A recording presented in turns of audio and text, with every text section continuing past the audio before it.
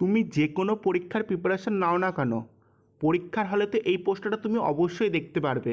তাই এই প্রশ্নটা সলভ করার সঠিক নিয়মটা দেখে নাও। কি বলছে, দুটি মৌলিক সংখ্যার লসাগু 697 হলে a-2b এর মান নির্ণয় করো।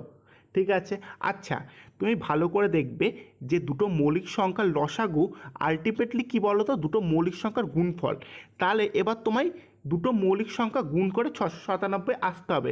সেটা আসার উপায় কি, তুমি 697 নিকটবর্তী মৌলিক সংখ্যা স্কোয়ার দেখো। কেমন কি, যেমন 23 স্কোয়ার 529, ঠিক আছে। তাহলে এবার তুমি 697কে 23 দিয়ে ভাগ করবে, দেখবে মিলবে না, তাহলে 23 হবে না।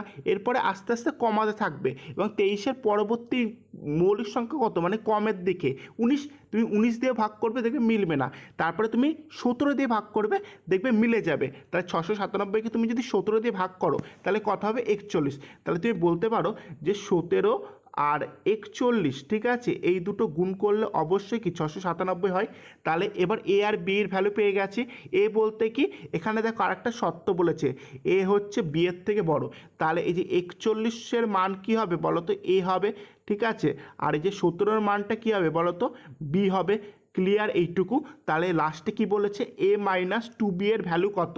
তাহলে এ হচ্ছে 41 আর বি না 2b চেয়েছে, তাহলে কি 17 দুগুণে 34। তাহলে 41 থেকে তুমি 34 যদি বিয়োগ করো তাহলে অ্যান্সার কত হবে, অপশন সি 7 হবে। ঠিক আছে, যদি বুঝতে পারো তাহলে ভিডিওটা অবশ্যই লাইক করে যাও এবং চ্যানেলটা অবশ্যই সাবস্ক্রাইব করে যাও।